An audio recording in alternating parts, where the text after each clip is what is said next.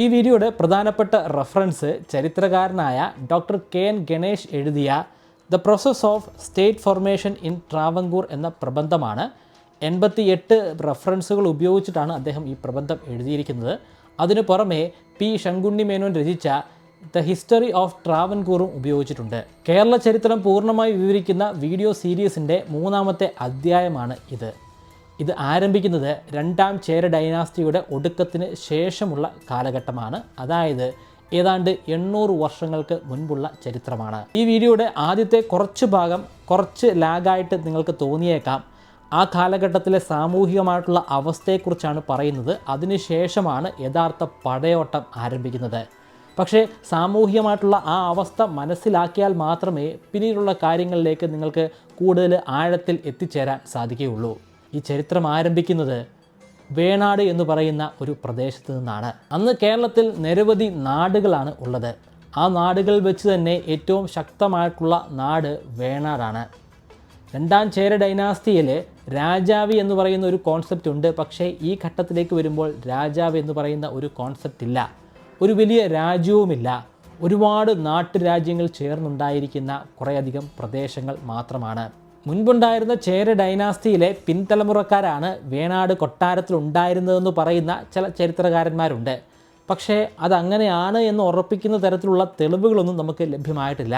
പക്ഷേ ഒരു കാര്യം വ്യക്തമാണ്, ചേര ഡൈനാസ്റ്റിയുടെ അവസാന കാലഘട്ടത്തിൽ അവർ പലായനം ചെയ്തത് ഇതേ വേണാട്ടിലേക്ക് തന്നെയായിരുന്നു.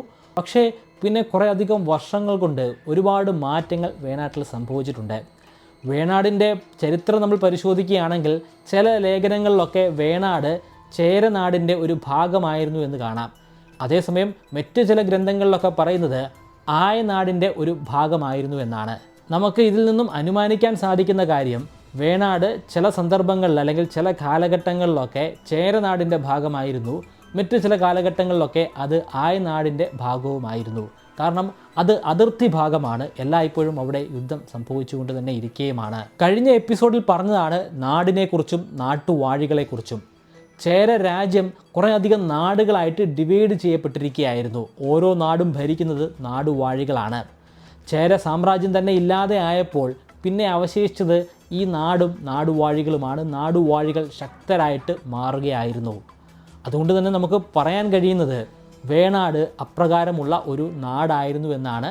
അവിടുത്തെ പ്രഗത്ഭരായി നിൽക്കുന്നവർ അവിടുത്തെ നാട്ടുവാഴികളായിരുന്നു എന്നുമാണ്. പക്ഷേ പിന്നീട് വർഷങ്ങൾ കഴിയുമ്പോൾ വേണാട്ടിലെ കൊട്ടാരത്തിലെ ജനസംഖ്യ വർദ്ധിക്കുന്നതാണ്. കുറേ തലമുറകൾ കഴിയുമ്പോൾ ഒരുപാട് ആളുകൾ ഉണ്ടാവുക സ്വാഭാവികമാണല്ലോ. അവർക്കെല്ലാവർക്കും ഒരൊറ്റ കൊട്ടാരത്തിൽ തന്നെ കഴിയാൻ സാധിക്കുന്നതല്ല. അങ്ങനെ അവർ പല ഡിവിഷനുകളായിട്ട് മാറുകയാണ്. ആദ്യഘട്ടത്തിൽ ഇവരുടെ കൊട്ടാരം ഉണ്ടായിരുന്നത് ദസിംഗനാട് അല്ലെങ്കിൽ കൊല്ലത്തായിരുന്നു. കൊല്ലത്തിൻ്റെ മറ്റൊരു പേരാണ് അല്ലെങ്കിൽ പഴയ പേരാണ് ദസിംഗനാട്. എന്നാൽ പിന്നീട് കിളിമാനൂർ ഒരു കൊട്ടാരം ഉണ്ടാകുന്നുണ്ട്. തൃപ്പാപ്പൂർ, അതായത് ഇന്നത്തെ തിരുവനന്തപുരത്ത് ഒരു കൊട്ടാരം ഉണ്ടാകുന്നു. കന്യാകുമാരി ഡിസ്ട്രിക്റ്റിലുള്ള കൽക്കുളം, അവിടെയും ഒരു കൊട്ടാരം ഉണ്ടാകുകയാണ്. ഇതുപോലെ നിരവധി കൊട്ടാരങ്ങൾ വിവിധ ഭാഗങ്ങളിലായിട്ട് ഉണ്ടാവുകയാണ്. അവയെല്ലാം പിന്നീട് സ്വരൂപം എന്ന പേരിൽ അറിയപ്പെടാനും തുടങ്ങി. ഉദാഹരണത്തിന് തൃപ്പാപ്പൂർ സ്വരൂപമാണ്, ദസിംഗനാട് സ്വരൂപമാണ്. ഇവിടെയെല്ലാം ഭരിക്കുന്നത് പുരുഷന്മാർ തന്നെയാണ്. സ്ത്രീകൾക്ക് കാര്യമായിട്ട് ഒരു രീതിയിലുള്ള പരിഗണനയും ലഭ്യമായിരുന്നില്ല. പക്ഷേ അതിൽ നിന്നൊക്കെ വിഭിന്നമായിട്ട് അവിടെ ഒരു ചെറിയ നാട്ടുരാജ്യം ഉണ്ടായിരുന്നു.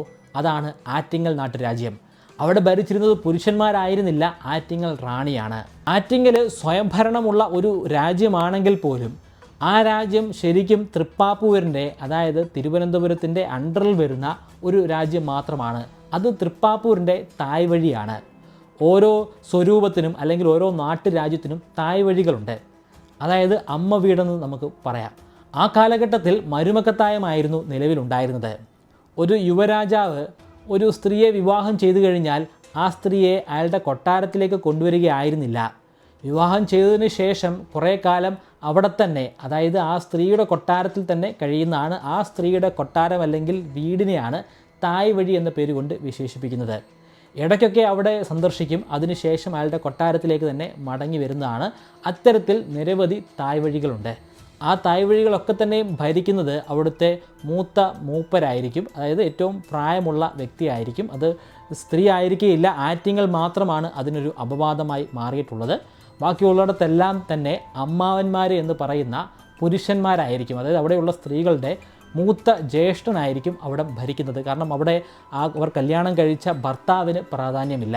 ഓരോ തായ്വഴിക്കും ചില പ്രിവിലേജുകൾ കൊടുത്തിട്ടുണ്ടായിരിക്കും. അവർക്ക് ഏതെങ്കിലും ഒരു നെൽപ്പാടമായിരിക്കും ചിലപ്പോൾ കൊടുത്തിട്ടുണ്ടായിരിക്കുക, അല്ലെങ്കിൽ ഏതെങ്കിലും ഒരു തെങ്ങിൻ തോപ്പ് കൊടുത്തിട്ടുണ്ടായിരിക്കും. അവിടുത്തെ തേങ്ങ അല്ലെങ്കിൽ നെല്ല് എല്ലാം അവർക്ക് സ്വന്തമാകുന്നതാണ്. അതിനു പുറമെ അവർക്ക് ആവശ്യമായിട്ടുള്ള വസ്ത്രങ്ങളും മറ്റ് സാധനങ്ങളും ഒക്കെ തന്നെയും സ്വരൂപങ്ങളിൽ നിന്നും അവിടെ എത്തിച്ചു കൊടുക്കുന്നതാണ്. ഓരോ സ്വരൂപവും ഭരിക്കുന്നത് മൂപ്പർ എന്നു പേരുള്ള ഒരു വ്യക്തിയായിരിക്കും. പേരിൽ സൂചിപ്പിക്കുന്നത് പോലെ തന്നെ ഏറ്റവും മൂപ്പുള്ള ഏറ്റവും മൂത്ത വ്യക്തിയായിരിക്കും ആ പേരിന് അർഹനായി മാറുന്നത്. ആ വ്യക്തിയാണ് പിന്നീടുള്ള ഭരണങ്ങളൊക്കെ തന്നെയും നടപ്പിലാക്കുക. ഓരോ സ്വരൂപത്തിനും ഇത്തരത്തിൽ വ്യത്യസ്തമായിട്ടുള്ള മൂപ്പന്മാരുണ്ട്. ആ മൂപ്പന്മാരിൽ വെച്ച് തന്നെ ഏറ്റവും മൂപ്പുള്ള വ്യക്തിക്കായിരിക്കും വേണാട് എന്ന പ്രദേശത്തെ മൊത്തത്തിൽ ഭരിക്കാൻ സാധ്യമാവുക.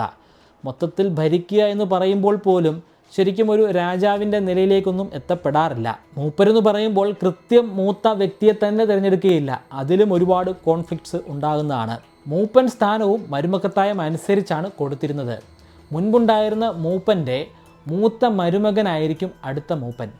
പക്ഷേ അത് ആരായിരിക്കുമെന്നതിലുള്ള തർക്കം വേറെയുമുണ്ട്. പ്രായത്തിൽ മൂത്ത ഒരു വ്യക്തി ഉണ്ടായിരിക്കും, പക്ഷേ ആ മൂത്ത വ്യക്തിക്ക് ഭരിക്കാനുള്ള ഒരു ശേഷിയൊന്നും ഉണ്ടായിരിക്കുകയില്ല.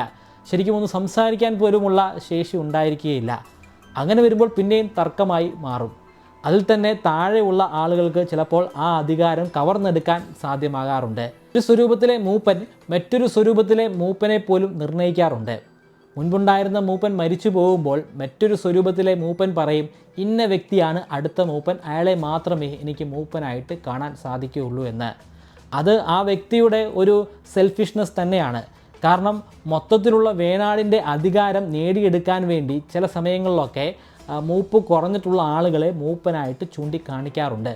ചില സമയങ്ങളിലൊക്കെ ഇതിനെ ചൊല്ലി സ്വരൂപങ്ങൾ തമ്മിൽ പരസ്പരം അടി ഉണ്ടാവാറുണ്ട്. ആ അടി ഒഴിവാക്കാനായിട്ട് ചില സന്ദർഭങ്ങളിലൊക്കെ അഡോപ്ഷൻ അല്ലെങ്കിൽ ദത്തെടുക്കൽ നടക്കാറുണ്ട്. എതിർ കക്ഷിയിൽ നിൽക്കുന്ന സ്വരൂപത്തിലെ ഒരു വ്യക്തിയെ മറ്റൊരു സ്വരൂപം ദത്തെടുക്കുന്നു. അതിനുശേഷം അടുത്ത മൂപ്പനായിട്ട് ആ വ്യക്തിയെ മാറ്റുന്നു. അതിലൂടെ ആ രണ്ട് സ്വരൂപങ്ങൾ തമ്മിലുണ്ടായിരുന്ന വഴക്ക് അവസാനിക്കുകയാണ്. വേണാട്ടിലെ പ്രധാനപ്പെട്ട മൂപ്പനായിട്ട് മാറാൻ പ്രധാനമായും മത്സരിക്കുന്നത് 3 സ്വരൂപങ്ങളാണ്. ഒന്ന് തൃപ്പാപ്പൂർ, മറ്റൊന്ന് ദസിംഗനാട്, മറ്റൊന്ന് സിരവൈ. ഇതിൽ അല്പം ദുർബലമായിട്ട് നിൽക്കുന്നത് സിരവയാണ്. ഏറ്റവും ശക്തമായിട്ട് നിൽക്കുന്നത് തൃപ്പാപ്പൂരുമാണ്. തൃപ്പാപ്പൂരിൻ്റെ അണ്ടറിലാണ് ഏറ്റവും പ്രശസ്തമായിട്ടുള്ള പത്മനാഭസ്വാമി ക്ഷേത്രം വരുന്നത്. ആ പത്മനാഭസ്വാമി ക്ഷേത്രത്തിൻ്റെ അധികാരം തങ്ങൾക്കാണെന്ന് പറഞ്ഞുകൊണ്ട് ദസിംഗനാട് പല ഘട്ടങ്ങളിലായിട്ട് വന്നിട്ടുണ്ട്. ആ ദസിംഗനാടിനെ സപ്പോർട്ട് ചെയ്തുകൊണ്ട് സിരവയും വന്നിട്ടുണ്ട്. സിരവൈ സ്വരൂപം എല്ലാ ഘട്ടങ്ങളിലും മത്സരത്തിലുണ്ടെങ്കിൽ പോലും അവരിൽ ഒരാൾക്ക് പോലും ഒരു തവണ പോലും വേണാടിൻ്റെ മൊത്തത്തിലുള്ള അധികാരം കരസ്ഥമാക്കാൻ സാധ്യമായിട്ടില്ല. 13-ാം നൂറ്റാണ്ട് മുതൽ തന്നെ സ്വരൂപങ്ങൾ തമ്മിലുള്ള ഇത്തരത്തിലെ വഴക്കുകളുണ്ട്. ആദ്യഘട്ടങ്ങളിൽ സ്വരൂപം എന്നുള്ള പേരുകളൊന്നും ഉണ്ടാകുന്നില്ല, പക്ഷേ തർക്കം തീർച്ചയായിട്ടും ഉണ്ടായിരുന്നു. എന്നാൽ വർഷങ്ങൾ കഴിയുന്നതനുസരിച്ച് ആ തർക്കം മൂർച്ഛിച്ചുകൊണ്ട് തന്നെ വരികയാണ്. 17-18 നൂറ്റാണ്ടുകളിലൊക്കെ അതിഭീകരമായിട്ടുള്ള തർക്കങ്ങളും വഴക്കുകളും തന്നെയായിരുന്നു ഉണ്ടായിരുന്നത്. കാരണം ആ ഒരു കാലഘട്ടമായപ്പോഴേക്കും ഒരുപാട് കോംപ്ലക്സ് ആയിട്ട് കാര്യങ്ങൾ മാറുകയാണ്. മുൻപുണ്ടായിരുന്ന ജനറേഷൻ ഒത്തിരി കഴിഞ്ഞ് വേറൊരു ജനറേഷനാണ്. അതുകൊണ്ട് തന്നെ ബന്ധങ്ങൾ പല രീതിയിൽ മിക്സാകപ്പെടുകയാണ്. മിക്സാകപ്പെടുക എന്ന് പറയുമ്പോൾ ഇവരെല്ലാവരും റിലേറ്റീവ്സ് തന്നെയാണ്. ഒരുപാട് അഡോപ്ഷൻസ് നടക്കുന്നുണ്ട്. ആ അഡോപ്ഷനുകളിലൂടെ ഉണ്ടാകുന്ന മിക്സിംഗ് ആണ്. ദസിംഗനാട്ടിലെ സ്ത്രീകൾ ശരിക്കും പറഞ്ഞാൽ ദസിംഗനാട്ടിലല്ല കഴിയുന്നത്. അവിടെ നിന്ന് മാറി കല്ലടയിൽ മറ്റൊരു കൊട്ടാരത്തിലാണ് കഴിയുന്നത്. അതിൻ്റെ കാരണം മുമ്പ് പറഞ്ഞ തായ് വഴി തന്നെയാണ്. അവരുടെ തായ് വഴി കല്ലടയിലാണ് സ്ഥിതി ചെയ്യുന്നത്. ആറ്റിങ്ങലിലെ റാണിയുടെ അത്രയും അധികാരമൊന്നും ഇല്ലായിരുന്നെങ്കിൽ പോലും ഇവർക്ക് ചില അധികാരങ്ങളൊക്കെ ഉണ്ടായിരുന്നു. പുരുഷന്മാരുടെ അഭാവത്തിൽ പൊളിറ്റിക്സ് നടത്താനുള്ള അവകാശം ഇവർക്ക് ലഭ്യമായിരുന്നു. അതിൻ്റെ തെളിവുകൾ 1983 KS മാത്യു പ്രസിദ്ധീകരിച്ച ഒരു പ്രബന്ധത്തിലൂടെ നമുക്ക് മനസ്സിലാക്കാം. ആ പ്രബന്ധത്തിൽ പോർച്ചുഗീസുകാരുമായിട്ട് ഈ റാണിമാർ നടത്തിയിട്ടുള്ള ഒരു നെഗോഷിയേഷൻ കാണാം. പോർച്ചുഗീസുകാർ ഇവരുമായിട്ട് പെപ്പർ അല്ലെങ്കിൽ കുരുമുളക് വ്യാപാരം നടത്തിയിരുന്നു. ആ വ്യാപാരവുമായി ബന്ധപ്പെട്ടിട്ടുള്ള നെഗോഷിയേഷൻ ആയിരുന്നു അത്. ഈ കാലഘട്ടത്തിൽ റോമൻ സാമ്രാജ്യവുമായിട്ട് ചെറിയ ചില സാമ്യമൊക്കെ ഇവിടുത്തെ ഭരണ രീതിയിലുണ്ടായിരുന്നു. ഒരു വ്യക്തിക്ക് പ്രധാനപ്പെട്ട മൂപ്പനാകണമെങ്കിൽ അയാൾക്ക് മൂപ്പ് മാത്രം ഉണ്ടായാൽ പോരാ, വേറെയും ചില കാര്യങ്ങൾ ഉണ്ടായിരിക്കണം. അയാളെ സപ്പോർട്ട് ചെയ്യുന്ന മാടമ്പിമാർ ഉണ്ടായിരിക്കണം. ഒരുപാട് ഗ്രാമങ്ങളുണ്ട്. ആ ഗ്രാമങ്ങളുടെ തലവനായിട്ട് വരുന്ന ആളുകളാണ് ഈ മാടമ്പികൾ. കൃത്യമായിട്ട് പറയുകയാണെങ്കിൽ ലാൻഡ് ലോഡ്സ്. ആ ലാൻഡ് ലോഡ്സിൻ്റെ സപ്പോർട്ട് ഇവർക്ക് ലഭ്യമാകണം. അതിനു പുറമെ പട്ടാളത്തിൻ്റെ ഒരു സാന്നിധ്യം കൂടി ഉണ്ടായിരിക്കണം. അതിനെയാണ് നമ്മൾ സ്വരൂപി ജനം എന്ന പേരുകൊണ്ട് വിശേഷിപ്പിക്കുന്നത്. റോമിലും ഇത് തന്നെയായിരുന്നല്ലോ. റോമിൽ ഒരാൾക്ക് ചക്രവർത്തിയായിട്ട് തുടർന്നു പോകണമെങ്കിൽ അയാൾക്ക് സെനറ്റിൻ്റെ സപ്പോർട്ട് ഉണ്ടായിരിക്കണം. അതിനു പുറമെ പ്രൊട്ടേറിയൻ ഗാർഡിൻ്റെ അതുമല്ലെങ്കിൽ മിലിറ്ററിയുടെ ഒരു സപ്പോർട്ട് ഉണ്ടായിരിക്കേണ്ടതാണ്. അവിടെ സപ്പോർട്ട് കിട്ടാനായിട്ട് സെനറ്റ് അംഗങ്ങൾക്ക് ഒരുപാട് ഗിഫ്റ്റുകൾ കൊടുക്കുന്നതാണ്. അതുപോലെ പ്രൊട്ടേറിയൻ ഗാർഡിന് അവരുടെ വേതനം വർദ്ധിപ്പിക്കുന്നതാണ്. അവർക്ക് കുറേ സ്ഥലങ്ങൾ എഴുതി കൊടുക്കുന്നതാണ്. അതേ രീതിയിൽ തന്നെ ഇവിടെയും ഗിഫ്റ്റുകൾ മാടമ്പിമാർക്ക് കൊടുക്കാറുണ്ട്. അവരുടെ ഉറപ്പ് തങ്ങൾക്കാണെന്ന് ഉറപ്പ് വരുത്താറുമുണ്ട്. എല്ലാ മൂപ്പന്മാർക്കും ലഭ്യമാകാത്ത ഒരു ടൈറ്റിൽ ഉണ്ടായിരുന്നു. കുലശേഖര പെരുമാൾ എന്നാണ് ആ ടൈറ്റിലിൻ്റെ പേര്. അത് വളരെയധികം പവർഫുള്ളായിട്ടുള്ള ഒരു ടൈറ്റിൽ തന്നെയാണ്. ബ്രാഹ്മണന്മാരാണ് ഈ ടൈറ്റിൽ കൊടുക്കുന്നത്. ചുമ്മാ ടൈറ്റിൽ കൊടുക്കുകയില്ല, അതിന് ചില കർമ്മങ്ങളൊക്കെ ഉണ്ട്. ആ കർമ്മങ്ങൾ ഒന്നാണ് ഹിരണ്യഗർഭം. ഹിന്ദു മിത്തോളജി അനുസരിച്ച് ഈ ഭൂഗോളം ഉണ്ടായിരിക്കുന്നത് ഹിരണ്യഗർഭത്തിലൂടെയാണ്. ആ ഗർഭപാത്രത്തെ സൂചിപ്പിക്കുന്ന തരത്തിലുള്ള ഒരു സ്വർണ്ണ പാത്രമാണ് ഈ ഹിരണ്യഗർഭം കൊണ്ട് ഉദ്ദേശിക്കുന്നത്. അതൊരു ചടങ്ങാണ്. ലഘുവായ ഭാഷയിൽ പറഞ്ഞാൽ ആ ചടങ്ങിൽ വലിയ അളവിലുള്ള സ്വത്ത്, പ്രത്യേകിച്ചും സ്വർണ്ണ നാണയങ്ങൾ ബ്രാഹ്മണന്മാർക്ക് ദാനമായിട്ട് കൊടുക്കുന്നതാണ്. അതിനുശേഷമാണ് അവർക്ക് ഈ പട്ടം ലഭ്യമാവുക. ചില ഗ്രന്ഥങ്ങളിലൊക്കെ പറയുന്നത് ഈ ചടങ്ങിൻ്റെ ഭാഗമായിട്ട് രാജാവിൻ്റെ അത്രയും ഭാരം വരുന്ന സ്വർണ്ണ നാണയങ്ങൾ ബ്രാഹ്മണന്മാർക്ക് തൂക്കി അളന്നു കൊടുക്കുമായിരുന്നു എന്നാണ്. ഒരു വ്യക്തി ഒരു സ്വരൂപത്തിലെ മൂപ്പനായി മാറിക്കഴിഞ്ഞാൽ അയാളുടെ താഴെ വരുന്ന ഒരുപാട് ആളുകളുണ്ട്. ആ കൊട്ടാരത്തിൽ തന്നെ ആളുകൾ, അവർക്കെല്ലാം റാങ്കുകളുമുണ്ട്. അതും പ്രായത്തിൻ്റെ അടിസ്ഥാനത്തിൽ തന്നെയുള്ള റാങ്കുകളാണ്. അവർക്കെല്ലാം ഓരോ അധികാരങ്ങൾ വെച്ച് കൊടുക്കുകയാണ് ചെയ്യുന്നത്. കോയിക്കൽ എന്ന പേരിൽ അറിയപ്പെടുന്ന ഒരുപാട് വീടുകളുണ്ട്, അല്ലെങ്കിൽ കൊട്ടാരങ്ങളുണ്ട്. വേണാടിൻ്റെ വിവിധ ഭാഗങ്ങളിലായിട്ടുള്ള കൊട്ടാരങ്ങൾ. ഓരോ സ്വരൂപത്തിനും ഇത്തരത്തിൽ വ്യത്യസ്തമായിട്ടുള്ള കൊട്ടാരങ്ങളുണ്ട്. ഇങ്ങനെ താഴ്ന്ന ഗ്രേഡുകളിൽ വരുന്ന മറ്റ് യുവരാജാക്കന്മാർക്ക് ഓരോ കോയിക്കൽ വീടുകൾ കൊടുക്കുകയാണ്. അവരുടെ ജോലി എന്ന് പറയുന്നത് അവിടെ പോയി താമസിക്കുക, ആ പ്രദേശത്തുള്ള ആളുകളിൽ നിന്നും കരം പിരിക്കുക. ആ കാലഘട്ടത്തിൽ കൃത്യമായിട്ടുള്ള ഒരു ബോർഡറൊന്നും ഉണ്ടായിരുന്നില്ല. ഇങ്ങനെ കുറേ സ്വരൂപങ്ങൾ ഉണ്ടായിരുന്നു എന്ന് മാത്രം. അതുകൊണ്ട് തന്നെ ഒരേ പ്രദേശത്ത് തന്നെ ഒന്നിലധികം കോയിക്കൽ വീടുകൾ ഉണ്ടായിരുന്നു, വ്യത്യസ്തമായിട്ടുള്ള സ്വരൂപങ്ങളുടെ. അപ്പോൾ ഒരേ ഭൂസ്വത്തുള്ള ഒരു വ്യക്തിക്ക് ഒരേ സമയത്ത് തന്നെ ഒന്നിലധികം സ്വരൂപങ്ങൾക്ക് കരമടയ്ക്കേണ്ട ഒരവസ്ഥ ഉണ്ടാകാറുണ്ട്. അത് അവർ പലപ്പോഴും ചെറുത്ത് നിൽക്കാൻ ശ്രമിക്കുന്നതാണ്. പക്ഷേ ഫോഴ്സ്ഫുള്ളി അവരുടെ കയ്യിൽ നിന്നും പണം അപഹരിക്കുകയാണ് ചെയ്യുന്നത്. ഈ ടാക്സിൽ നിന്നും ക്ഷേത്രങ്ങൾക്കും രക്ഷ ഉണ്ടായിരുന്നില്ല. രണ്ടാം ചേര ഡൈനാസ്റ്റിയിലെ ക്ഷേത്രങ്ങളെ ടാക്സിൽ നിന്നും ഒഴിവാക്കിയതാണ്. പക്ഷേ ഇപ്പോൾ ക്ഷേത്രങ്ങൾക്കും അവരുടെ കീഴിലുള്ള ഭൂസ്വത്തിൻ്റെ ടാക്സ് കൊടുക്കേണ്ടതാണ്. പക്ഷേ കൃത്യമായിട്ട് പലപ്പോഴും ഈ ടാക്സ് പിരിച്ചെടുക്കാൻ സാധിക്കാറില്ല. പലപ്പോഴും അവർ ടാക്സ് അടയ്ക്കാൻ മുതിരുന്നതല്ല. അങ്ങനെ ടാക്സ് ഒരുപാട് പെൻഡിങ്ങിൽ വരുന്നതാണ്. ഈ പെൻഡിങ്ങിൽ വരുന്ന തുക കൃത്യമായിട്ട് മനസ്സിലാക്കി ആ ടാക്സ് പിരിച്ചെടുക്കാൻ വേണ്ടി ഒരു വിഭാഗം ആളുകളെ, അല്ലെങ്കിൽ കണക്കപ്പിള്ളന്മാരെ രാജാവ് ഏർപ്പെടുത്തുകയാണ്, അല്ലെങ്കിൽ മൂപ്പൻ ഏർപ്പെടുത്തുകയാണ്. അവരുടെ പേരാണ് ആറുകൂട്ടത്തിൽ പിള്ളമാർ. അവർ ഒരു 15-ാം നൂറ്റാണ്ടിലാണ് ഈ പദവിയിലേക്ക് എത്തിച്ചേരുന്നത്. പക്ഷേ പിന്നീട് വർഷങ്ങൾ കഴിയുമ്പോൾ അവർ വലിയൊരു സമാന ശക്തിയായിട്ട് മാറുകയാണ്. കാരണം ടാക്സ് അടയ്ക്കാൻ പറ്റാത്ത ആളുകളുടെ സ്ഥലം ഇവർ പിടിച്ചെടുക്കും. എന്നിട്ട് ആ സ്ഥലം മറ്റൊരാൾക്ക് കൃഷി ചെയ്യാനായിട്ട് കൊടുക്കുകയാണ്. അങ്ങനെ കൊടുക്കുമ്പോൾ അവർ ഈ ടാക്സിന് പുറമെ മറ്റൊരു തുക കൂടി ഈ പിള്ളമാർക്ക് കൊടുക്കേണ്ടതാണ്. അങ്ങനെ വലിയ രീതിയിൽ ധനം അവരിൽ കുമിഞ്ഞുകൂടാൻ തുടങ്ങി. ശരിക്കും അടയ്ക്കേണ്ട ടാക്സിനേക്കാൾ കൂടുതലായിട്ട് ടാക്സ് ഇവർ പിരിച്ചെടുക്കുന്നുണ്ട്. അധികമായിട്ട് പിരിച്ചെടുക്കുന്ന ടാക്സ് ഇവരുടെ പണമായിട്ട് മാറുകയാണ്. അത് കൊട്ടാരത്തിലേക്ക് പോകുന്നതല്ല. ഇത് വലിയൊരു പ്രതിസന്ധിയായിട്ടാണ് മാറുന്നത്. ഈ പ്രതിസന്ധി രാജാവിൻ്റെ ശക്തിയെ വലിയ രീതിയിൽ തന്നെ ബാധിക്കുകയാണ്. രാജാവിന് മുൻപ് മാടമ്പിമാരുമായിട്ട് നേരിട്ടൊരു സ്നേഹബന്ധം തന്നെ ഉണ്ടായിരുന്നു. അവർക്ക് ഗിഫ്റ്റുകൾ കൊടുക്കുമായിരുന്നു. പക്ഷേ ഇപ്പോൾ ആ ബന്ധം നഷ്ടപ്പെട്ടിരിക്കുകയാണ്. ഇടനിലക്കാരായി വന്നിരിക്കുന്ന പിള്ളമാർ വലിയൊരു വിഘ്നം തന്നെയാണ് സൃഷ്ടിച്ചിരിക്കുന്നത്. ഇതിനു പുറമെ തായ്വഴി കൊട്ടാരങ്ങൾ തമ്മിലും ചില പ്രശ്നങ്ങളുണ്ട്. ഓരോ തായ്വഴിക്കും പ്രത്യേകമായിട്ട് പ്രിവിലേജുകൾ ഉണ്ടായിരുന്നു എന്ന് ഞാൻ പറഞ്ഞല്ലോ. ആ പ്രിവിലേജിനെ ചൊല്ലി ഇവർ പരസ്പരം അങ്ങോട്ടും ഇങ്ങോട്ടും അടിയിടാൻ തുടങ്ങുന്നുണ്ട്. ഇതെല്ലാം കൂടെ ആയപ്പോഴേക്കും ശരിക്കും രാജാവിൻ്റെ ശക്തി അല്പം ഒന്ന് ചോർന്നു പോവുകയാണ്. ഇതിന് ആക്കം കൂട്ടിക്കൊണ്ട് ഒരു വലിയ കലാപവും അരങ്ങേറുന്നുണ്ട്. 1677 മുതൽ 1684 വരെ നീണ്ടുനിന്ന ഒരു കലാപമാണ്. അതിന് നേതൃത്വം നൽകിയത് നെടുമങ്ങാട് രാജാവും മാടമ്പിമാരുമാണ്. പ്രധാനമായിട്ടും ഒരു കാരണമുണ്ടായിരുന്നു. പത്മനാഭസ്വാമി ക്ഷേത്രത്തിലെ ചടങ്ങുകളൊക്കെ തന്നെ മുടങ്ങി. കാരണം ഈ ക്ഷേത്രത്തിനും ടാക്സ് അല്ലെങ്കിൽ കരം അടയ്ക്കേണ്ടതാണ്. അങ്ങനെ കരം കൊടുത്ത് ആ ക്ഷേത്രം തന്നെ മുടിഞ്ഞു പോവുകയാണ്. കൊടുക്കേണ്ടതിലും അധികമായിട്ട് കരം കൊടുത്തിരിക്കുകയാണ്. അതിനെ ചൊല്ലി ഒരു വലിയ വിപ്ലവം തന്നെ നടക്കുകയാണ്. കുറേ അധികം വർഷം അത് നീണ്ടുപോയി. പക്ഷേ പതിയെ അത് സമാധാനത്തിലേക്ക് തന്നെ മടങ്ങി വരികയായിരുന്നു. ഇപ്പോഴേക്കും ഈ പിള്ളമാർക്ക് മേൽ രാജാവിനുണ്ടായിരുന്ന അധികാരം പൂർണ്ണമായിട്ടും നഷ്ടപ്പെട്ടു. അവരൊരു സ്വതന്ത്ര ഏജൻസി ആയിട്ട് മാറുകയാണ്. വലിയ ഭൂസ്വത്തിൻ്റെ ഉടമകളായി വലിയ സമ്പന്നരായി മാറിക്കഴിഞ്ഞു. ഇങ്ങനെ പ്രതിസന്ധി അതിൻ്റെ ഒരു മൂർധന്യാവസ്ഥയിൽ നിൽക്കുന്ന ഘട്ടത്തിൽ 1722 രാമവർമ്മ അധികാരത്തിൽ വരികയാണ്. രാമവർമ്മ മാർത്താണ്ഡവർമ്മയുടെ അമ്മാവനാണ്. അതായത് മാർത്താണ്ഡവർമ്മയ്ക്ക് തൊട്ട് മുൻപുണ്ടായിരുന്ന രാജാവാണ്. പിള്ളമാരിലൂടെ ടാക്സ് കൃത്യമായിട്ട് ലഭ്യമാകാത്തതിനെ തുടർന്ന് അദ്ദേഹം തമിഴ്നാട്ടിൽ നിന്നും ഒരു ട്രൂപ്പിനെ വരുത്തി. ആ ട്രൂപ്പ് പിന്നീട് ഈ ടാക്സ് പിരിച്ചെടുക്കാൻ ശ്രമിക്കുകയാണ്. ട്രൂപ്പ് എന്ന് പറയുമ്പോൾ ശരിക്കും ഒരു ഗുണ്ടായുസം തന്നെയാണ്, പിടിച്ചുപറി തന്നെയാണ് അവിടെ നടക്കുന്നത്. ക്ഷേത്രങ്ങളിലും കയറി അവർ പണം അപഹരിക്കുന്നുണ്ട്. പത്മനാഭസ്വാമി ക്ഷേത്രം അതിന് ഒരുപാട് ഇരയാകേണ്ടി വന്നിട്ടുമുണ്ട്. അതിനെ തുടർന്ന് പത്മനാഭസ്വാമി ക്ഷേത്രത്തിൻ്റെ യോഗം ഒരു പട്ടിണി സമരം നടത്തുകയാണ്.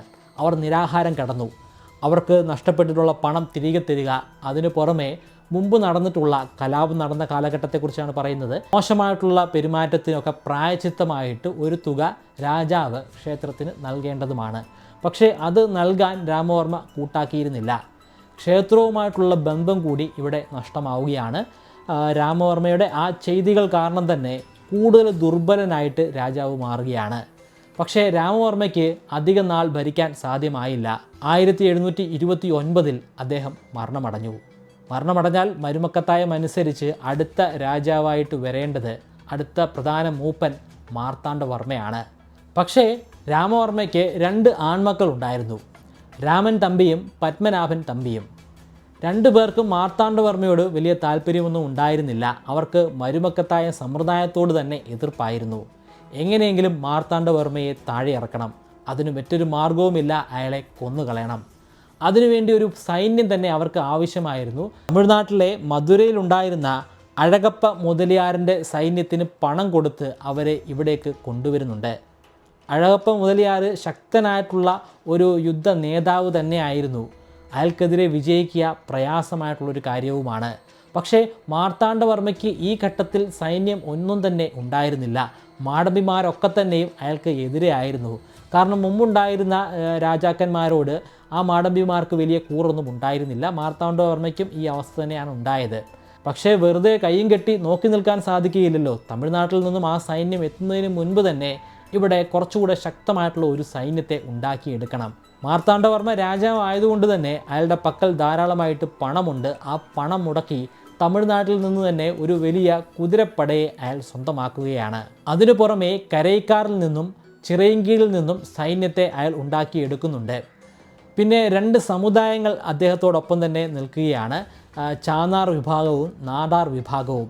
മാർത്താണ്ഡവർമ്മയുടെ കാലഘട്ടത്തിൽ പൂർണ്ണമായിട്ടും ഇവരുടെ ഒരു മേൽക്കോയ്മ നമുക്ക് കാണാൻ സാധിക്കുന്നതുമാണ്. അഴകപ്പ മുതലിയാറിൻ്റെ ശക്തിയെക്കുറിച്ച് മാർത്താണ്ഡവർമ്മയ്ക്ക് നല്ല ധാരണയുണ്ടായിരുന്നു. ഇത്രയും ശക്തമായിട്ടുള്ള ഒരു സൈന്യം തൻ്റെ പക്കൽ ഉണ്ടെങ്കിൽ പോലും അദ്ദേഹത്തെ തോൽപ്പിക്കാൻ പ്രയാസമാണ്. അതുകൊണ്ട് തന്നെ വളഞ്ഞ രീതിയിലാണ് അഴകപ്പ മുതലിയാരെ അയാൾ ഒതുക്കുന്നത്. അതിനുവേണ്ടി കൈക്കൂലി തന്നെ കൊടുത്തു. കൈക്കൂലി വാങ്ങി അഴകപ്പ മുതലിയാർ തിരികെ അദ്ദേഹത്തിൻ്റെ നാട്ടിലേക്ക് മധുരയിലേക്ക് തന്നെ മടങ്ങിപ്പോയി. ഈ ഘട്ടത്തിൽ മാർത്താണ്ഡവർമ്മ രാജാവാണെങ്കിലും രാജകീയമായിട്ടുള്ള അധികാരമൊന്നും അദ്ദേഹത്തിന് ലഭ്യമായിരുന്നില്ല. അധികാരം തമ്പിമാരുടെയും പിള്ളമാരുടെയും കയ്യിൽ തന്നെ ആയിരുന്നു. അതിനൊരു മാറ്റമുണ്ടാകണം. രാജാവിനെ എതിർക്കുന്ന ഏതൊരു വ്യക്തിയെയും ആ സമയം തന്നെ കൊന്നു തള്ളണം. മാർത്താണ്ഡവർമ്മ അത് ഉറപ്പിക്കുക തന്നെ ചെയ്തു. അദ്ദേഹത്തിനെതിരെ നിൽക്കുന്ന വ്യക്തികളെയെല്ലാം കൊല്ലാൻ തുടങ്ങി. സ്വരൂപങ്ങളിൽ നിന്ന് തന്നെയാണ് കാര്യങ്ങൾ നടപ്പിലാക്കി തുടങ്ങിയത്. അദ്ദേഹത്തിനെതിരെ സംസാരിക്കുന്ന സ്വരൂപങ്ങളിലെ ഏതൊരു വ്യക്തിയെയും കൊല്ലാനുള്ള അധികാരം അദ്ദേഹത്തിൻ്റെ സൈന്യത്തിന് വെച്ചു കൊടുക്കുകയാണ്. തനിക്ക് അധികാരം കിട്ടണമെങ്കിൽ നാടുവാഴി സമ്പ്രദായം തന്നെ പൊളിച്ചെഴുതണം. നാടുവാഴികളാണല്ലോ ഇപ്പോൾ ഭരിക്കുന്നത്. നാടുവാഴികൾക്ക് മുകളിൽ ഒരു വലിയ ശക്തിയായിട്ട് എല്ലാവരെയും നേരിട്ട് കൺട്രോൾ ചെയ്യാൻ സാധിക്കുകയാണെങ്കിൽ താൻ അടുത്ത രാജാവാകും, മുമ്പുണ്ടായിരുന്ന രാജാവിനെ പോലുള്ള ഒരു രാജാവല്ല, ശക്തനായിട്ടുള്ള ഒരു രാജാവ് തന്നെയായിരിക്കും. അതിനുവേണ്ടി അയാൾ നാടുവാഴികളെ ഒന്നൊന്നായി അയാളുടെ ഭാഗമാക്കി. പണം കൊടുത്തല്ല അയാളുടെ ഭാഗമാക്കുന്നത്, ഭയപ്പെടുത്തിയിട്ടാണ്. എതിർക്കുന്ന നാടുവാഴികളെ കൊന്നു തള്ളിക്കൊണ്ട് തന്നെയാണ്. മാർത്താണ്ഡവർമ്മ ദിനം പ്രതി അതിശക്തനായി മാറിക്കൊണ്ടിരിക്കുകയാണ്. തമ്പിമാർക്ക് ഇത് കണ്ടുകൂടാ. എങ്ങനെയെങ്കിലും അയാളെ കൊല്ലണം, ചതിച്ചിട്ടാണെങ്കിലും കൊല്ലണം. കൊല്ലാൻ വേണ്ടി അവരൊരു തന്ത്രം തന്നെ ഉണ്ടാക്കിയെടുത്തു. നാഗർകോവിലിലെ കൊട്ടാരത്തിൽ അന്ന് രാജാവുണ്ട്. രാജാവിനെ നേരിട്ട് പോയി കൊല്ലുക. അതിന് ഒരു ചെറിയ സൈന്യവുമായിട്ടാണ് അവർ പോകുന്നത്. ആദ്യം അവർ കൊട്ടാരത്തിന് മുമ്പിലുണ്ടായിരുന്ന കാവൽക്കാരോട് തങ്ങൾക്ക് രാജാവിനെ കാണണമെന്ന് പറഞ്ഞു. പക്ഷേ അവിടെ ഉണ്ടായിരുന്ന സൈനികർ അവരെ കടത്തിവിടാൻ കൂട്ടാക്കുന്നില്ല. അതിനെ തുടർന്ന് ഒരു ചെറിയ ലഹള തന്നെ അവിടെ സംഭവിക്കുന്നുണ്ട്. അതിനെ തുടർന്ന് രാമൻ പിള്ള മരണമടയുകയാണ്. പക്ഷേ പത്മനാഭൻ പിള്ളയ്ക്ക് എങ്ങനെയോ ഉള്ളിലേക്ക് കയറിപ്പറ്റാൻ സാധ്യമായി. രാജാവിൻ്റെ മാർത്താണ്ഡവർമ്മയുടെ തൊട്ടരികിൽ വരെ അയാൾ എത്തിച്ചേർന്നു. മാർത്താണ്ഡവർമ്മയെ കൊല്ലാൻ വേണ്ടി അയാൾ വാൾ ഓങ്ങിയതാണ്. പക്ഷേ അതിനു മുൻപ് തന്നെ മാർത്താണ്ഡവർമ്മ അയാളെ വെട്ടി വീഴ്ത്തുകയാണ് ഉണ്ടായത്. ഈ വാർത്ത വലിയ രീതിയിൽ തന്നെ നാട്ടിൽ പ്രചരിക്കുകയുണ്ടായി. പ്രചരിപ്പിച്ചു എന്ന് പറയുന്നത് തന്നെയാണ് ശരി. എല്ലാ ആളുകളും ഇത് കൃത്യമായിട്ട് അറിഞ്ഞിരിക്കണം. എല്ലാവർക്കും രാജാവിൻ്റെ മേൽ ഒരു ഭയമുണ്ടായിരിക്കണം. തീർച്ചയായിട്ടും എല്ലാവരും ഭയപ്പെട്ടു. പക്ഷേ ചില ആളുകളെങ്കിലും ഇപ്പോഴും ഗൂഢാലോചനയുമായിട്ട് മുന്നോട്ട് പോവുകയാണ്. രഹസ്യമായിട്ട് രാജാവിനെ ഇല്ലാതെയാക്കണം. അതിനെക്കുറിച്ച് അവർ പലകുറി ഗൂഢാലോചന നടത്തി. പലർക്കും പല ആശയങ്ങളുണ്ടായിരുന്നു. ആ കൂട്ടത്തിൽ എല്ലാവർക്കും ഇഷ്ടപ്പെട്ട ഒരു ആശയം, അത് പത്മനാഭസ്വാമി ക്ഷേത്രത്തിലെ ഉത്സവവുമായി ബന്ധപ്പെട്ടിട്ടുള്ള ഒരു ആശയമാണ്. ആ ഉത്സവത്തിൻ്റെ ഭാഗമായിട്ട് മാർത്താണ്ഡവർമ്മ ഒറ്റയ്ക്ക് ശംഖുമുഖം കടൽ തീരത്തൂടെ നടന്നു വന്ന് സ്നാനം ചെയ്യുന്നതാണ്. ആ സന്ദർഭത്തിൽ ആരും തന്നെ അടുത്തുണ്ടായിരിക്കുന്നതല്ല. രാജാവിൻ്റെ കയ്യിൽ ആയുധങ്ങളും ഉണ്ടായിരിക്കുന്നതല്ല. ആ സമയത്ത് അയാളെ കൊല്ലാൻ സാധിക്കുന്നതാണ്. എല്ലാവരും ആ ഒരു ദിവസത്തിനു വേണ്ടി കാത്തിരുന്നു. രാജാവ് പതിവ് പോലെ ഒരുങ്ങി ആ ചടങ്ങിനു വേണ്ടി മുന്നോട്ട് വന്നു. പക്ഷേ വെറും കൈയോടുകൂടി ആയിരുന്നില്ല. കയ്യിൽ നീളമേറിയ ഒരു വാള് തന്നെ ഉണ്ടായിരുന്നു. അരയിൽ ഒരു ചെറിയ കടാര തിരികെ വെച്ചിട്ടുമുണ്ടായിരുന്നു. മാത്രമല്ല ആ ശംഖുമുഖത്തിൻ്റെ പല ഭാഗങ്ങളിലായിട്ട് വലിയൊരു സൈന്യത്തെയും വിന്യസിച്ചിട്ടുണ്ടായിരുന്നു. അങ്ങനെ ആ ഗൂഢാലോചന അവിടെ പാളിപ്പോവുകയാണ്. അത്തരത്തിൽ ഒരുപാട് ശ്രമങ്ങൾ നടന്നുവെങ്കിലും മാർത്താണ്ഡവർമ്മയുടെ ഒരു രോമത്തിൽ പോലും തൊടാൻ ആർക്കും സാധ്യമായില്ല. പ്രധാനമായിട്ടും ഈ ഗൂഢാലോചനയിൽ പങ്കുകൊണ്ടിരുന്നത് പിള്ളമാരാണ്. ആ പിള്ളമാരെ ഒക്കെ തന്നെയും തെരഞ്ഞു പിടിച്ച് കൊന്നുകളയുകയാണ് മാർത്താണ്ഡവർമ്മ. മാത്രമല്ല അവരുടെ കൊട്ടാരം അല്ലെങ്കിൽ വീട് തന്നെ പൂർണ്ണമായിട്ടും നശിപ്പിച്ച് കളഞ്ഞു. ആ വീടുകളൊക്കെ നശിപ്പിച്ച് കുളങ്ങളാക്കി മാറ്റി എന്നാണ് എഴുതി വച്ചിരിക്കുന്നത്. അതിനു പുറമെ അവരുടെ സ്ത്രീകളെ അപഹരിച്ച് മുക്കുവന്മാർക്ക് വിറ്റു എന്നും പറയുന്നുണ്ട്. എതിരാളികളെ കൊല്ലുന്നതിനോടൊപ്പം തന്നെ അവരുടെ സ്വത്തുക്കൾ കൂടി രാജ്യത്തിൻ്റെ ഭാഗമാക്കി മാറ്റുകയാണ്. അതായത് രാജാവിനാണ് ആ സ്വത്തുക്കളുടെ മേൽ അവകാശമുള്ളത്. അങ്ങനെ മിലിറ്ററിപരമായിട്ടും ഫിനാൻഷ്യലായിട്ടും രാജാവ് അല്ലെങ്കിൽ ആ രാജ്യം കുറേ കൂടി ശക്തമാകാൻ തുടങ്ങി. ആ കാലഘട്ടത്തിൽ കേരളത്തിൽ ഏറ്റവും ശക്തമായിട്ടുണ്ടായിരുന്ന ബാഹ്യശക്തി ഡച്ചുകാരാണ്. പക്ഷേ അവർക്ക് പുറമെ ഫ്രഞ്ചുകാരും ഇംഗ്ലീഷുകാരും ഉണ്ടായിരുന്നു. എന്തുകൊണ്ടോ മാർത്താണ്ഡവർമ്മയ്ക്ക് ഡച്ചുകാരോട് വലിയ താല്പര്യമൊന്നും ഉണ്ടായിരുന്നില്ല. പക്ഷേ ഇംഗ്ലീഷുകാരും ഫ്രഞ്ചുകാരും അദ്ദേഹത്തിൻ്റെ വേണ്ടപ്പെട്ട ആളുകൾ തന്നെ ആയിരുന്നു. അവരുടെ കയ്യിൽ നിന്നും ആയുധങ്ങൾ വില കൊടുത്ത് വാങ്ങുന്നുണ്ട്. അതിനു പുറമെ അവരുടെ പ്രധാനപ്പെട്ട സൈനികരെ പണം കൊടുത്ത് വാങ്ങിക്കുന്നുമുണ്ട്. എതിരെ നിൽക്കുന്ന സ്വരൂപങ്ങളെയെല്ലാം ഈ ആയുധങ്ങളും സൈന്യശക്തിയും ഉപയോഗിച്ച് കീഴ്പ്പെടുത്തുകയാണ്. സ്വരൂപങ്ങൾക്ക് അവരുടേതായിട്ടുള്ള ഒരു ചെറിയ ആർമിയുണ്ട്. പക്ഷേ അത് ഈ മാർത്താണ്ഡവർമ്മയുടെ ആർമിയുമായിട്ട് താരതമ്യപ്പെടുത്താൻ പോലും സാധിക്കുന്നതല്ല. എല്ലാ സ്വരൂപങ്ങൾക്കും കച്ചവടം ഉണ്ടായിരുന്നത് ഡച്ചുകാരുമായിട്ടാണ്.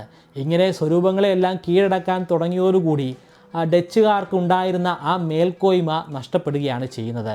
ഈ ഒരു ഘട്ടത്തിൽ നമുക്ക് പറയാൻ സാധിക്കും തിരുവിതാംകൂർ എന്ന് പറയുന്ന ഒരു വലിയ രാജ്യം ഇപ്പോൾ സ്ഥാപിതമായിരിക്കുകയാണെന്ന്. മുൻപുണ്ടായിരുന്ന വലിയ രാജ്യം ചേര ഡൈനാസ്റ്റിയാണ്. രണ്ടാം ചേര ഡൈനാസ്റ്റി ആയിരുന്നു. അതിനുശേഷം ഉണ്ടായിരുന്നതെല്ലാം ചെറിയ നാട്ടുരാജ്യങ്ങളായിരുന്നു. എന്നാൽ ഇപ്പോൾ തിരുവിതാംകൂർ ഒരു വലിയ രാജ്യമായിട്ട് മാറിയിരിക്കുകയാണ്.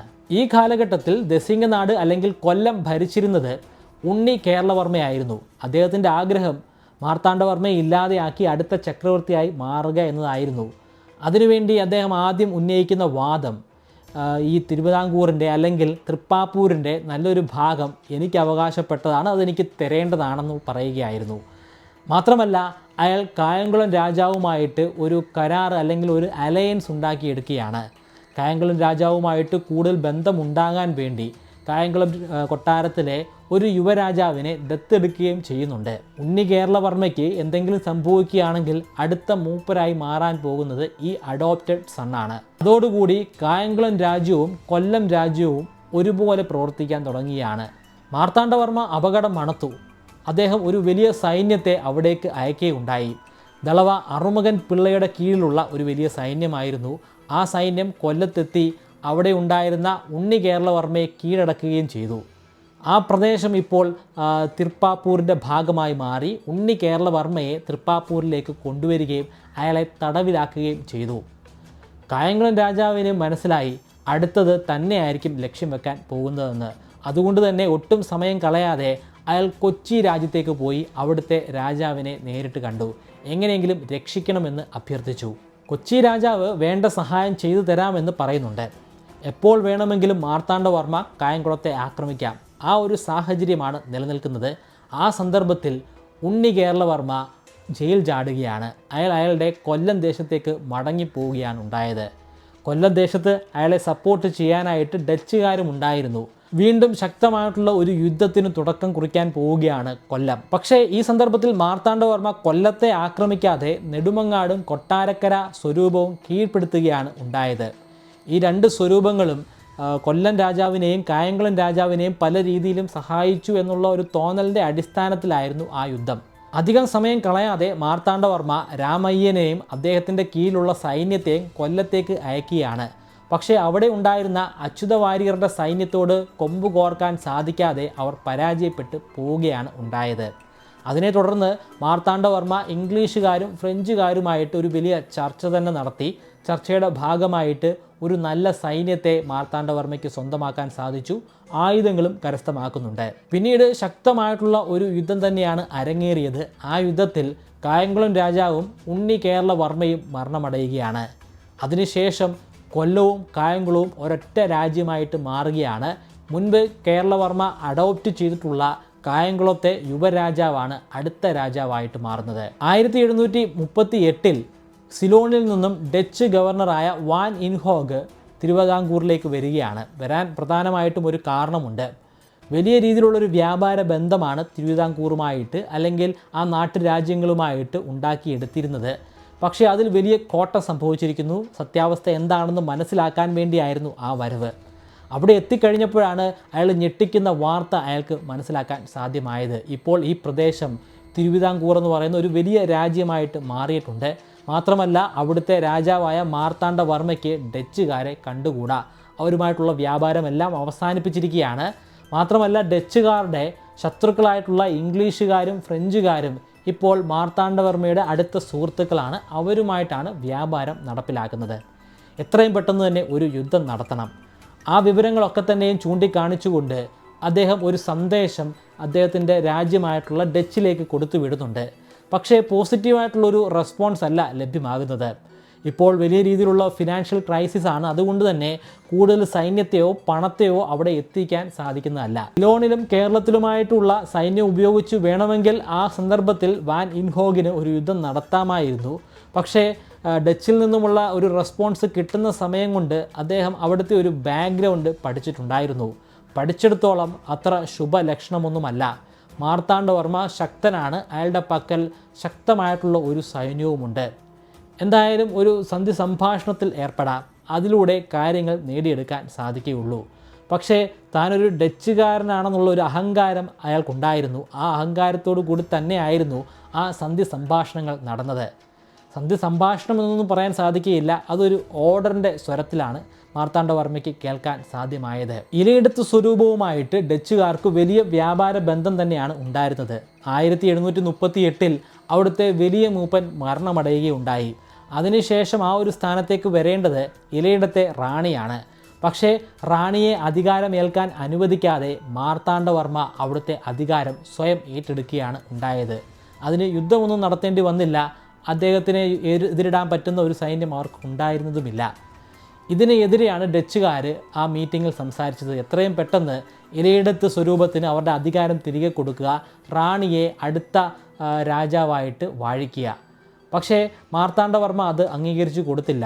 എന്നെക്കൊണ്ട് അത് സാധിക്കുകയില്ല, നിങ്ങൾക്ക് ചെയ്യാൻ പറ്റുന്നത് ചെയ്യുക എന്നാണ് മാർത്താണ്ഡവർമ്മ പറഞ്ഞത്. അങ്ങനെയാണെങ്കിൽ ഡച്ചുകാർക്കൊരു വലിയ യുദ്ധം തന്നെ അഴിച്ചുവിടേണ്ടി വരും. എന്നാൽ പിന്നെ ഞാൻ ഇവിടെ ഉള്ള ഏതെങ്കിലും ഒരു കാട്ടിൽ പോയി ഒളിക്കുന്നതായിരിക്കും നല്ലത് അല്ലേ എന്നൊരു പരിഹാസ രീതിയിലാണ് മാർത്താണ്ഡവർമ്മ മറുപടി പറയുന്നത്. നിങ്ങൾ ഏത് കാട്ടിൽ ഒളിച്ചിരുന്നാലും ഞങ്ങളുടെ സൈന്യത്തിന് നിഷ്പ്രയാസം നിങ്ങളെ പിടിച്ചെടുക്കാൻ സാധിക്കുന്നതാണ്. അങ്ങനെയാണെങ്കിൽ ഞാൻ നിങ്ങളുടെ ഡച്ച് രാജ്യം വരെ ആക്രമിച്ച് കീഴടക്കി എന്നും ഇരിക്കും. മാർത്താണ്ഡവർമ്മയുടെ മറുപടി കൃത്യമായിരുന്നു. തുടർന്ന് ഒരു വലിയ യുദ്ധം തന്നെ ആരംഭിക്കുകയാണ്. ഡച്ചുകാർ ഒരു വലിയ സൈന്യവുമായി വന്ന് ഇലയെടുത്ത് സ്വരൂപം കീഴ്പ്പെടുത്തുകയാണ്. അവിടുത്തെ അധികാരം റാണിക്ക് വെച്ച് കൊടുക്കുകയാണ്. മാത്രമല്ല അവിടെ ഒരു വലിയ കോട്ടയും പണി കഴിപ്പിക്കുന്നുണ്ട്. പക്ഷേ അതിൻ്റെ പ്രത്യാക്രമണം വളരെ പെട്ടെന്ന് തന്നെയാണ് സംഭവിച്ചത്. മാർത്താണ്ഡവർമ്മ അവിടുത്തെ ഡച്ച് കോട്ട നിസ്സാരമായ സമയം കൊണ്ട് നശിപ്പിച്ച് കളയുകയും അവിടെ ഉണ്ടായിരുന്ന സൈന്യത്തെ കൊന്നുകളയുകയും ചെയ്തു. റാണി അവിടെ നിന്നും കൊച്ചിയിലേക്ക് പലായനം ചെയ്യുകയാണ് ഉണ്ടായത്. പിന്നീട് ഒരു സീരീസ് ഓഫ് വാറാണ് അരങ്ങേറുന്നത്. ഡച്ചുകാരും മാർത്താണ്ഡവർമ്മയുടെ സൈന്യവും തമ്മിൽ പലപ്പോഴായിട്ട് ഏറ്റുമുട്ടി. ഏറ്റവും പ്രാധാന്യമർഹിക്കുന്ന ഒരു യുദ്ധം നടന്നത് കുളച്ചലിലാണ്. സിലോണിൽ നിന്നും പീരങ്കിയുള്ള വലിയ പടക്കപ്പലുകളുമായിട്ട് കുളച്ചലിലേക്ക് ഈ ഡച്ച് സേന വരികയാണ്. അവർക്ക് ആദ്യഘട്ടങ്ങളിലൊക്കെ വലിയ വിജയം തന്നെയാണ് നേടിയെടുക്കാൻ സാധ്യമായത്. അതിനുശേഷം മാർത്താണ്ഡവർമ്മയുടെ തലസ്ഥാന നഗരം കീഴടക്കുക എന്നതായിരുന്നു അവരുടെ ലക്ഷ്യം. കന്യാകുമാരിയിലെ കൽക്കുളത്താണ് അന്ന് ആസ്ഥാന കേന്ദ്രം. അവിടേക്കുള്ള യാത്രക്കിടയിൽ മാർത്താണ്ഡവർമ്മയുടെ സൈന്യവുമായിട്ട് ഇവർ കൊമ്പ് കോർക്കുന്നുണ്ട്. ഈ ഘട്ടത്തിൽ ഡച്ചുകാരുടെ ഒരു വലിയ പടക്കപ്പൽ അവിടെ എത്തിച്ചേരുമെന്നാണ് ഗവർണർ പ്രതീക്ഷിക്കുന്നത്. പക്ഷേ അങ്ങനെയൊന്നും ഉണ്ടായില്ല. 1941 ശക്തമായിട്ടുള്ള മഴയെ തുടർന്ന് ആ കപ്പലിന് തീരമടുക്കാൻ സാധ്യമായില്ല.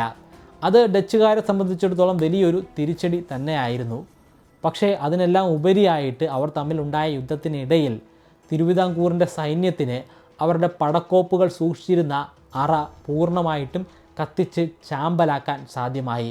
അതിൻ്റെ ചുറ്റുവട്ടത്തുണ്ടായിരുന്ന സൈന്യമെല്ലാം നിസാര സമയം കൊണ്ട് തന്നെ കൊല്ലപ്പെട്ടു. ഓഗസ്റ്റ് മാസം 10 ഡച്ചുകാരുടെ പരാജയം സംഭവിച്ചത്. അവശേഷിച്ച സൈന്യം ട്രാവൻകൂർ സൈന്യത്തിൻ്റെ ഒരു ഭാഗമായിട്ട് മാറി. അതൊരു അടിമ സൈന്യമൊന്നും ആയിരുന്നില്ല. പണം കൊടുത്തിട്ട് തന്നെ അവർക്ക് വേതനം കൊടുക്കാമെന്ന് പറഞ്ഞിട്ട് തന്നെയാണ് അവരെ ട്രാവൻകൂർ സൈന്യത്തിൻ്റെ ഭാഗമാക്കി മാറ്റുന്നത്. അക്കൂട്ടത്തിൽ ഒരാളായിരുന്നു ഡെലനോയി.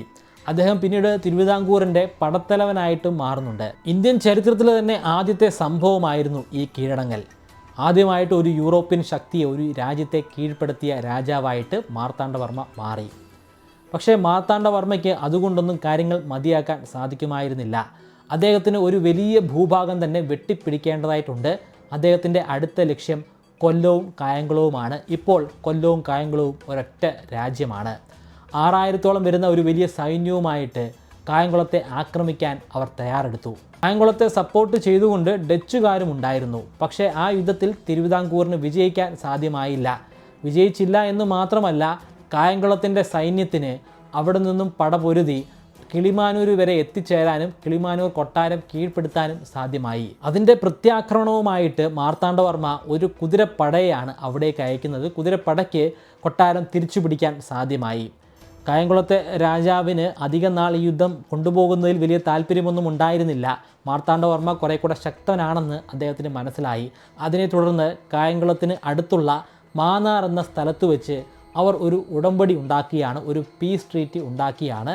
മാന്നാർ ഉടമ്പടി എന്ന പേരിലാണ് അത് അറിയപ്പെടുന്നത്. ആ ഉടമ്പടിയുടെ ഭാഗമായിട്ട് കായംകുളത്തിൻ്റെ ഭാഗമായിരുന്ന കൊല്ലം തിരുവിതാംകൂറിന് കൊടുക്കുകയാണ്. അതിനും പുറമെ എല്ലാ വർഷവും 1000 കാശും തിരുവിതാംകൂറിന് കൊടുക്കുന്നതാണ്. പക്ഷേ ഇത് കൊടുക്കാൻ രാജാവ് കൂട്ടാക്കിയില്ല. അതിനെ തുടർന്ന് മാർത്താണ്ഡവർമ്മ ഒരു വലിയ സൈന്യവുമായിട്ട് കായംകുളത്തേക്ക് പോകുന്നുണ്ട്. പക്ഷേ കായംകുളം കൊട്ടാരത്തിലെത്തിയപ്പോൾ അവിടെ കൊട്ടാരത്തിലെ അന്തേവാസികൾ ആരും തന്നെ ഉണ്ടായിരുന്നില്ല. അവരെല്ലാവരും കൊച്ചിയിലേക്ക് രക്ഷപ്പെട്ടു പോയിട്ടുണ്ടായിരുന്നു. മാർത്താണ്ഡവർമ്മയുടെ അടുത്ത ലക്ഷ്യം അമ്പലപ്പുഴയായിരുന്നു. പക്ഷേ അമ്പലപ്പുഴയെ ഒട്ടും വേർപ്പൊഴുക്കാതെ തന്നെ കീഴ്പ്പെടുത്താൻ സാധ്യമായി. കാരണം അമ്പലപ്പുഴയുടെ സൈനികർ തന്നെയാണ്. സൈനികർ അവരുടെ രാജ്യത്തെ ഒറ്റുകൊടുത്തു. കാരണം മാർത്താണ്ഡവർമ്മയെ തോൽപ്പിക്കാൻ സാധിക്കില്ല എന്ന് അവർക്ക് ഉറപ്പുണ്ടായിരുന്നു. അതുകൊണ്ട് തന്നെ അവർ മാർത്താണ്ഡവർമ്മയുടെ സൈന്യത്തിൻ്റെ ഭാഗമായിട്ട് മാറുകയായിരുന്നു.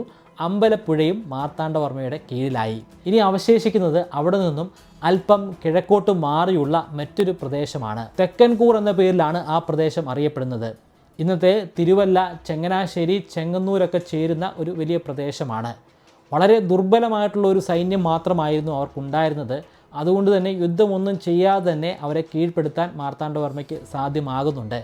അതിൻ്റെ വടക്കു ഭാഗത്തായിട്ടുള്ള ഒരു രാജ്യമാണ് വടക്കൻ കൂർ. വടക്കൻ കൂറിൽ അടങ്ങിയിരിക്കുന്നത് തൊടുപുഴയും വൈക്കവും ഒക്കെയാണ്. അവരെയും യുദ്ധമൊന്നും ചെയ്യാതെ തന്നെ കീഴ്പ്പെടുത്താൻ മാർത്താണ്ഡവർമ്മയ്ക്ക് സാധ്യമാകുന്നുണ്ട്. ഈ യുദ്ധത്തിലൊക്കെ പരാജയപ്പെട്ട് നാണം കെട്ടു പോയിട്ടുള്ള രാജാക്കന്മാർ ഒടുവിൽ അഭയം തേടി പോകുന്നത് കൊച്ചി രാജാവിൻ്റെ അടുത്തേക്കാണ്. കൊച്ചി രാജാവിനോട് അവരുടെ വിഷമങ്ങളെല്ലാം അവതരിപ്പിച്ചു. കൊച്ചി രാജാവിനും മാർത്താണ്ഡവർമ്മയോട് വലിയ ദേഷ്യം തന്നെ ഉണ്ടായിരുന്നു. കൊച്ചി രാജ്യത്തിൻ്റെ ഒരു ഭാഗമായിട്ടുണ്ടായിരുന്ന ചേർത്തല, ആ ചേർത്തലയുടെ ഒരു ഭാഗം മാർത്താണ്ഡവർമ്മ യുദ്ധം ചെയ്ത് കീഴ്പ്പെടുത്തിയിട്ടുണ്ടായിരുന്നു. അതിന് പ്രതികാരം ചെയ്യണം, അതിനു വേണ്ട യുദ്ധതന്ത്രങ്ങൾ അവർ മെനയാൻ ശ്രമിക്കുകയാണ്. അതിനിടയിൽ 1753 മാവേലിക്കര ഉടമ്പടി സമ്മതിക്കുകയാണ്.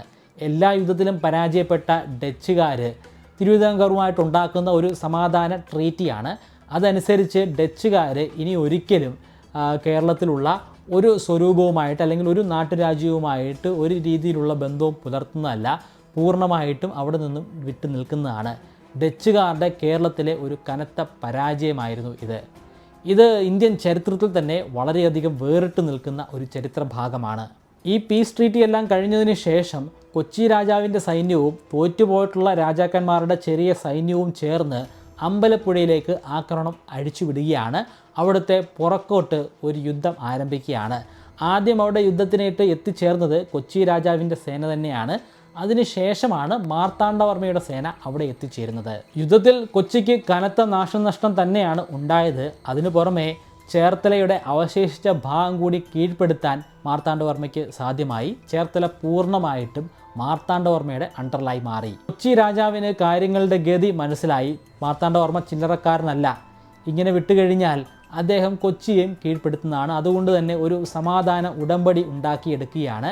കൊച്ചി ഇനി ഒരിക്കലും മാർത്താണ്ഡവർമ്മയ്ക്ക് ഒരു എതിരാളി ആയിരിക്കുകയില്ല. 1757 ഇതുമായി ബന്ധപ്പെട്ടിട്ടുള്ള പീസ് ട്രീറ്റിയിൽ അവർ ഒപ്പുവെക്കുകയാണ്. യുദ്ധമെല്ലാം അവസാനിച്ചുവെങ്കിലും ഉത്തരഭാഗത്ത് ചെറിയ രീതിയിലുള്ള ചെറുത്തുനിൽപ്പുകൾ സംഭവിക്കുന്നുണ്ട്. ഓൾറെഡി കീഴടക്കിയ പ്രദേശങ്ങൾ തന്നെയാണ്, പക്ഷേ അവിടെ നിന്നും ചെറിയ രീതിയിലുള്ള ആക്രമണങ്ങൾ സംഭവിക്കുന്നുണ്ട്. അതിൽ മാർത്താണ്ഡവർമ്മയുടെ സേനയ്ക്ക് വലിയ രീതിയിലുള്ള നഷ്ടവും സംഭവിക്കുന്നുണ്ട്.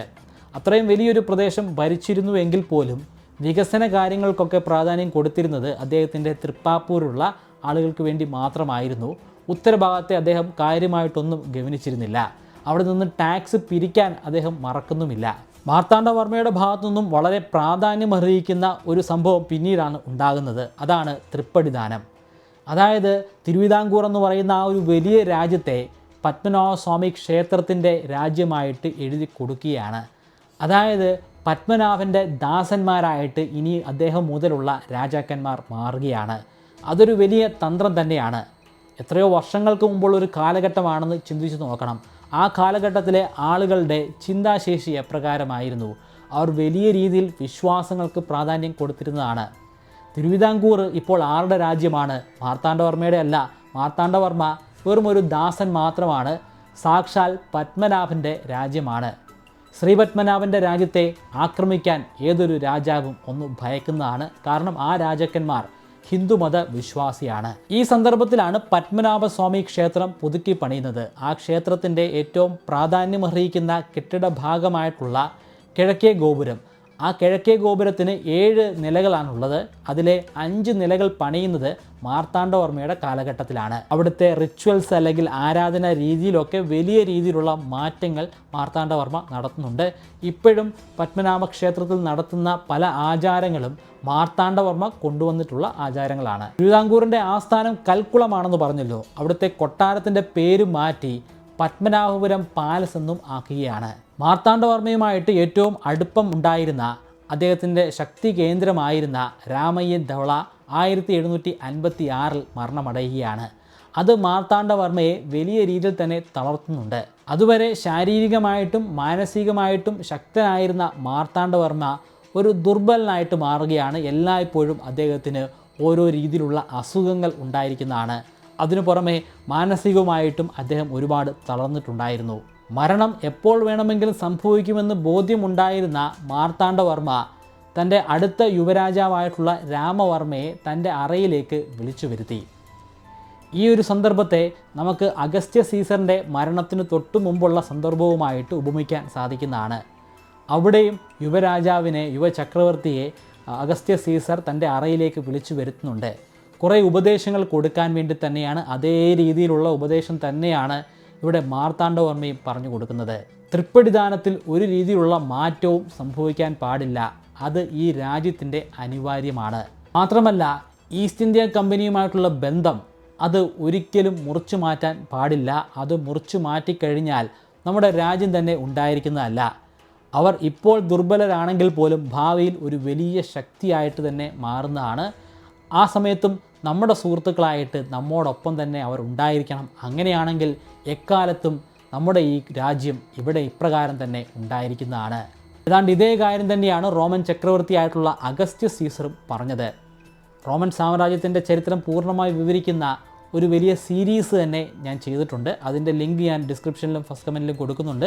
താല്പര്യമുള്ളവർക്ക് പരിശോധിക്കാവുന്നതാണ്.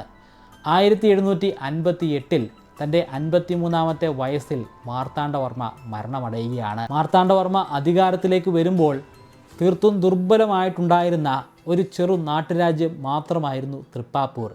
എന്നാൽ ഇപ്പോൾ അതൊരു വലിയ രാജ്യമായിട്ട് മാറിയിരിക്കുകയാണ്, തിരുവിതാംകൂറായിട്ട് മാറിയിരിക്കുകയാണ്. അത് മാറ്റിയെടുത്തതാണ്, അത് എഴുതി വച്ചിട്ടുള്ള ഒരു ചരിത്രമാണ്. ആ ചരിത്രം എഴുതിയിരിക്കുന്നത് തൻ്റെ വാളുകൊണ്ട് മാർത്താണ്ഡവർമ്മ തന്നെയാണ്.